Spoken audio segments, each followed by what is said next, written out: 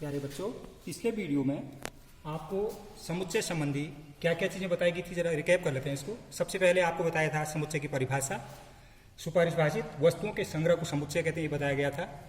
उसके बाद समुच्चय के अवयव व्यक्त करने का तरीका, सारणीय विधि और नियम विधि से बताया गया था। उसी में हम आगे बढ़ते हैं। समुच्चय के बाद हम आ रहे हैं उप समुच्चय में। लेकिन उप समुच्चय से पहले एक चीज और मैं बताना जरूरी समझूंगा, वह है आपके समुच्चय के प्रकार। समुच्चय किन किन प्रकार के होते हैं ये थोड़ा आप देख लीजिए। सबसे पहले समुच्चय के हम दो भाग करते हैं। एक होते हैं परिमित समुच्चय और दूसरे अपरिमित समुच्चय।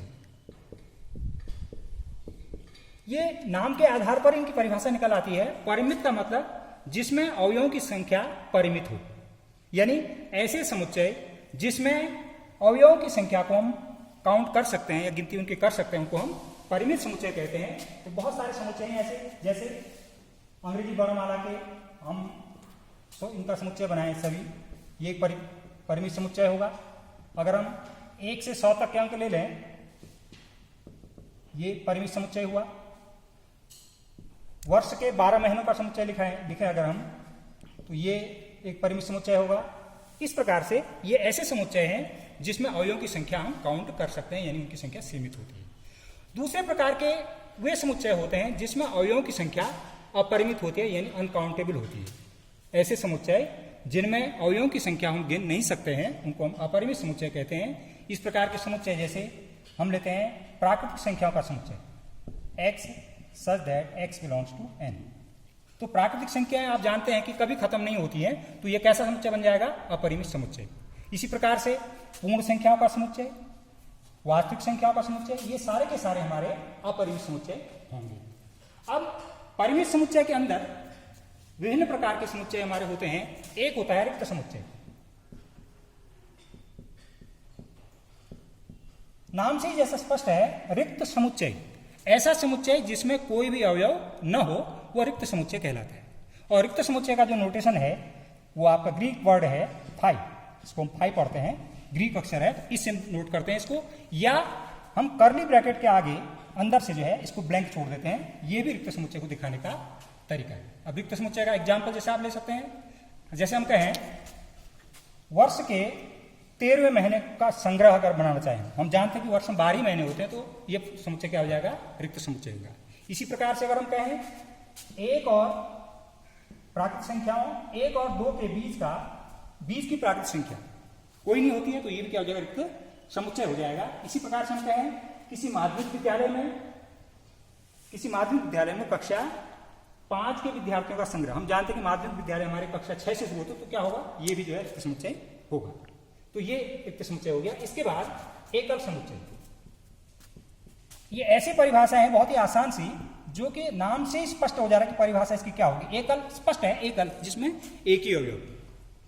ऐसा समुच्चय जिसमें केवल एक अवयव होता है, उसको हम एकल समुच्चय कहते हैं। जैसे विद्यालय में प्रधानाचार्य का समुच्चय जो होगा, हम जानते हैं प्रधानाचार्य एक होता है, तो एकल समुच्चय हो जाएगा। इसी प्रकार से 2 और 4 के बीच की प्राकृतिक संख्या हम कहें, तो हम जानते हैं कि केवल 3 एक संख्या है, अतः ये भी क्या हुआ? एकल समुच्चय हुआ। इसी प्रकार वर्ष के उन महीनों का समुच्चय जिसमें फरवरी या तो 28 से 29 दिन की जाती है, तो ये भी क्या होगा? केवल एक ही महीना है, फरवरी का महीना होता है, तो ये भी एकल समुच्चय हो जाएगा। तो ये आपके समुच्चयों के प्रकार हो गए। अब हम बढ़ेंगे आगे। किसी समुच्चय के जो छोटे भाग होते हैं, जिनको उप समुच्चय कहते हैं, वो क्या चीज होती है ये आप देखेंगे। तो उप समुच्चय, इसको हम ऐसे परिभाषित करते हैं, यदि ए और बी हमारे पास 2 समुच्चय हैं, यदि ए और बी 2 समुच्चय इस प्रकार से हैं कि समुच्चय ए का प्रत्येक अवयव, समुच्चय ए का प्रत्येक अवयव समुच्चय बी का भी अवयव है।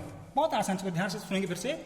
2 समुच्चय ए और बी इस प्रकार से हों कि समुच्चय ए का प्रत्येक अवयव समुच्चय बी का भी अवयव हो, तो हम कहते हैं कि ए समुच्चय बी का उप समुच्चय है। और इसके लिए नोटेशन देते हैं इस प्रकार का, यह नया नोटेशन आपके लिए आया है, ए उप समुच्चय बी, ए उप समुच्चय बी। और इसका अर्थ यह भी है कि ए और बी बराबर थ्रेड भी हो सकते हैं। तो ऐसे दो समुच्चय जिनमें समुच्चय ए के सारे अवयव समुच्चय बी के भी अवयव हैं, हम बी ऐसी स्थिति में हम क्या कहेंगे, ए को बी का उप समुच्चय कहेंगे। इसके बाद उचित उप समुच्चय।